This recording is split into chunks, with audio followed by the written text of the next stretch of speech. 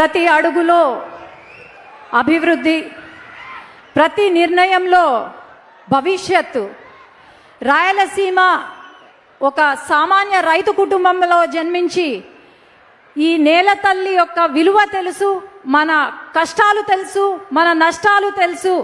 మన రాయలసీమ ముద్దు బిడ్డ గౌరవనీయులు మన ముఖ్యమంత్రి వర్యులు శ్రీ చంద్రబాబు నాయుడు గారికి, అట్లాగే ఇక్కడికి వచ్చిన ప్రతి ఒక్కరికి పేరు పేరున నమస్కారాలు తెలియజేసుకుంటూ, ఒకప్పుడు రాయలసీమ అంటే కరువు, వలసలు, లేకపోతే ఎండిపోయిన పొలాలు.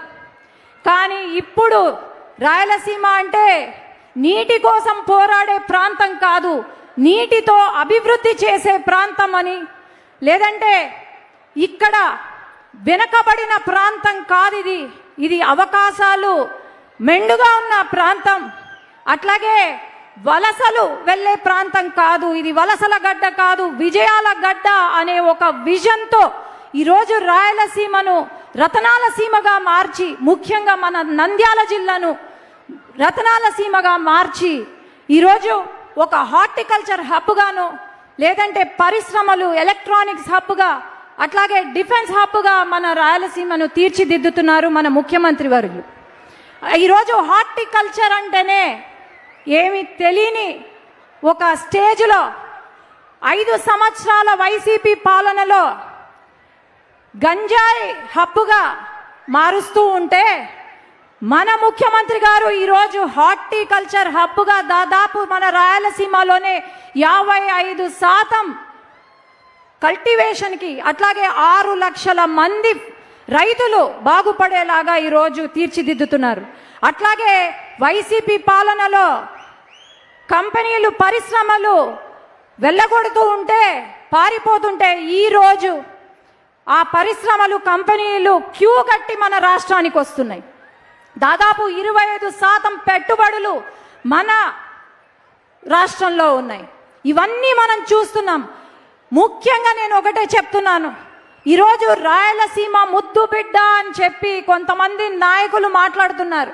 సొంత పులివెందల, కడపలో కూడా ఏమి చెయ్యలేని ఆనాటి ముఖ్యమంత్రి జగన్మోహన్ రెడ్డి అనను, జగన్మోహన్ గారు ఈరోజు నేను రాయలసీమ ముద్దు బిడ్డ అంటుంటే రాయలసీమ వాళ్లకు తెలుసు ఎవరు రాయలసీమ కోసం, మన జిల్లా అభివృద్ధి కోసం కృషి చేస్తున్నారు అని. ఈరోజు నంద్యాలలో ఒకప్పుడు బనగానపల్లె కరువు ప్రాంతమైన బనగానపల్లె ఈరోజు నీళ్లు పారుతున్నాయంటే అది కేవలం మన ముఖ్యమంత్రి గారి వల్లే. అట్లాగే ఈరోజు మహిళలకు పెద్దపీట వేస్తున్నారు. 33% రిజర్వేషన్ అని వెయిట్ చేస్తున్నాం, అమలు అవుతుందా లేదా. కానీ ఈరోజు మన రాష్ట్రంలో, దేశంలో ఎక్కడా లేని విధంగా బిల్లు అమలు అయినా లేకపోయినా 33% రిజర్వేషన్ మహిళలకు ఉంటుంది అని చెప్పిన ఏకైక పార్టీ ఈ దేశంలోనే అంటే తెలుగుదేశం పార్టీ. అట్లాగే మహిళలకు ఏమాత్రం గౌరవం ఇస్తున్నారు వైసీపీ నాయకులు మనం చూసాం.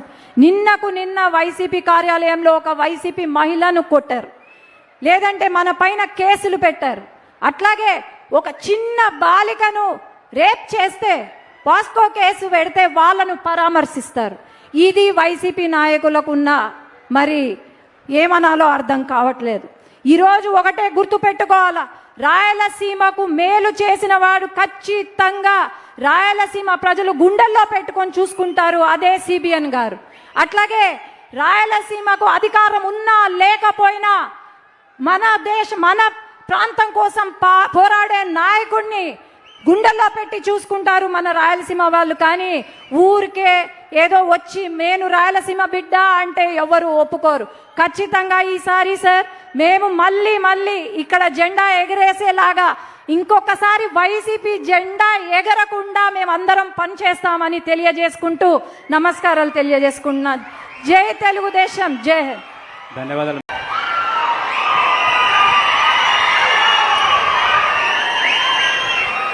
ప్రతి అడుగులో అభివృద్ధి, ప్రతి నిర్ణయంలో భవిష్యత్తు. రాయలసీమ ఒక సామాన్య రైతు కుటుంబంలో జన్మించి ఈ నేల తల్లి యొక్క విలువ తెలుసు, మన కష్టాలు తెలుసు, మన నష్టాలు తెలుసు. మన రాయలసీమ ముద్దుబిడ్డ గౌరవనీయులు మన ముఖ్యమంత్రి వర్యులు శ్రీ చంద్రబాబు నాయుడు గారికి, అట్లాగే ఇక్కడికి వచ్చిన ప్రతి ఒక్కరికి పేరు పేరున నమస్కారాలు తెలియజేసుకుంటూ, ఒకప్పుడు రాయలసీమ అంటే కరువు, వలసలు, లేకపోతే ఎండిపోయిన పొలాలు. కానీ ఇప్పుడు రాయలసీమ అంటే నీటి కోసం పోరాడే ప్రాంతం కాదు, నీటితో అభివృద్ధి చేసే ప్రాంతం అని, లేదంటే ఇక్కడ వెనకబడిన ప్రాంతం కాదు ఇది అవకాశాలు మెండుగా ఉన్న ప్రాంతం.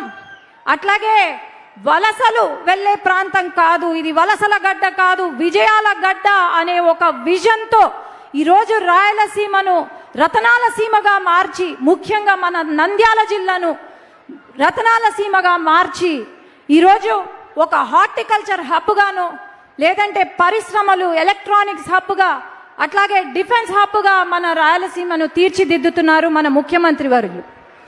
ఈరోజు హార్టికల్చర్ అంటేనే ఏమి తెలియని ఒక స్టేజ్లో 5 సంవత్సరాల వైసీపీ పాలనలో గంజాయి హబ్బుగా మారుస్తూ ఉంటే, మన ముఖ్యమంత్రి గారు ఈరోజు హార్టికల్చర్ హబ్గా దాదాపు మన రాయలసీమలోనే 55% కల్టివేషన్కి, అట్లాగే 6 లక్షల మంది రైతులు బాగుపడేలాగా ఈరోజు తీర్చిదిద్దుతున్నారు. అట్లాగే వైసీపీ పాలనలో కంపెనీలు, పరిశ్రమలు వెళ్ళగొడుతూ ఉంటే, పారిపోతుంటే, ఈరోజు ఆ పరిశ్రమలు, కంపెనీలు క్యూ కట్టి మన రాష్ట్రానికి వస్తున్నాయి. దాదాపు 25% పెట్టుబడులు మన రాష్ట్రంలో ఉన్నాయి. ఇవన్నీ మనం చూస్తున్నాం. ముఖ్యంగా నేను ఒకటే చెప్తున్నాను, ఈరోజు రాయలసీమ ముద్దు బిడ్డ అని చెప్పి కొంతమంది నాయకులు మాట్లాడుతున్నారు.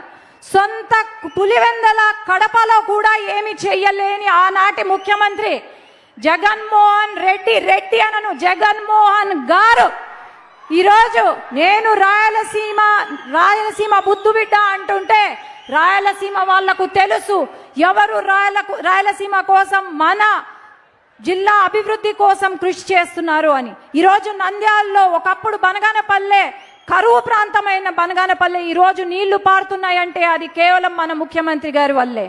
అట్లాగే ఈరోజు మహిళలకు పెద్దపీట వేస్తున్నారు.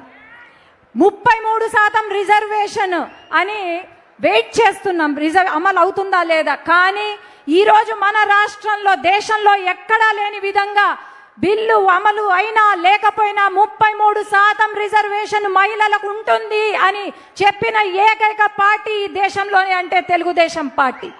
అట్లాగే మహిళలకు ఏమాత్రం గౌరవం ఇస్తున్నారు వైసీపీ నాయకులు మనం చూసాం. నిన్న వైసీపీ కార్యాలయంలో ఒక వైసీపీ మహిళను కొట్టారు, లేదంటే మన పైన కేసులు పెట్టారు. అట్లాగే ఒక చిన్న బాలికను రేప్ చేస్తే పాస్కో కేసు పెడితే వాళ్ళను పరామర్శిస్తారు. ఇది వైసీపీ నాయకులకున్న మరి ఏమనాలో అర్థం కావట్లేదు. ఈరోజు ఒకటే గుర్తు పెట్టుకోవాలా, రాయలసీమకు మేలు చేసిన వాడు ఖచ్చితంగా రాయలసీమ ప్రజలు గుండెల్లో పెట్టుకొని చూసుకుంటారు, అదే సిబిఎన్ గారు.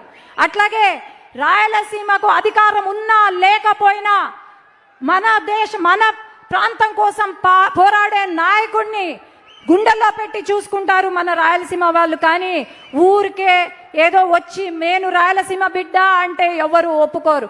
ఖచ్చితంగా ఈసారి సార్ మేము మళ్ళీ ఇక్కడ జెండా ఎగరేసేలాగా ఇంకొకసారి వైసీపీ జెండా ఎగరకుండా మేమందరం పనిచేస్తామని తెలియజేసుకుంటూ నమస్కారాలు తెలియజేసుకున్నా. జై తెలుగుదేశం, జై. ధన్యవాదాలు.